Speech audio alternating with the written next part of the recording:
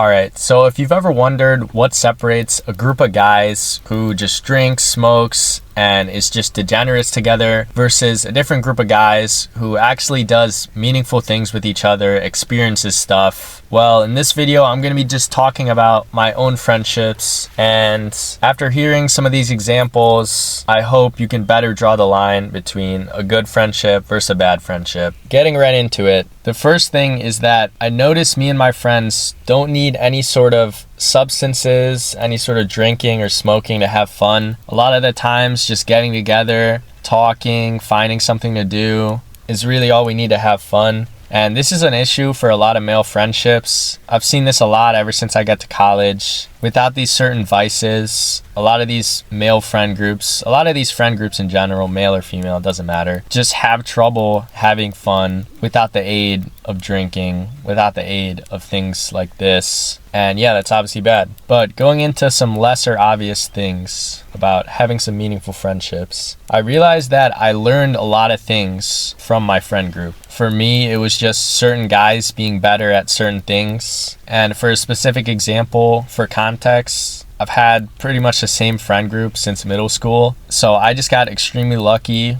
with having good friends. But around the start of high school, one of my friends was the most jacked, strongest dude out of the group. And at that point, you know, you're in high school, you want to start working out. And it was just really helpful having him as a friend, getting lifts in as a group. And it goes both ways. It's awesome when you see something that you know could improve your friend's life, whether that just be advice or a skill that you personally have. Just being able to help in that aspect is just awesome. Also, just like in general, being part of a community is gonna help you learn. There's gonna be people that are better than you at certain things. But back to the friend group stuff. I see a lot of jokes, and they're obviously just jokes about switching up on your homeboys, switching up on your day ones once you get some money. And sadly, I've seen some stuff that aren't jokes, and I've seen some big influencers. For example, I saw a TJR talking about switching up on day ones, and I'm pretty sure it's satire, but you never know how that influences people. But in my life, one of my friends just had surgery on his hand. Now, we always do athletic, fun, active activities, and even while he's in this time of his life where he can't do much, we still found things that we could do without needing him to have both hands. And this is just a part of having a meaningful friendship. You got to be there for the lows. You can't switch up when you reach a high, or you can't switch up when they reach a low. Sounds obvious, but just thought I'd throw that in there. The next thing is making sure your friends are supportive, but also making sure they're not too supportive. In my example, I tell my friends about all kinds of things I'm doing. I tell them about what I'm doing to try to make money online. I tell them about different passion projects I have, and they're always supportive. But you also need to make sure they're not too supportive. If I tell my friends that I think I'm just gonna quit college to be a full-time basement dweller chud, and they just say, oh wow dude, that's awesome idea, are you also just not gonna work out, not gonna do anything productive? That's awesome, man. Like, I 100% agree with you.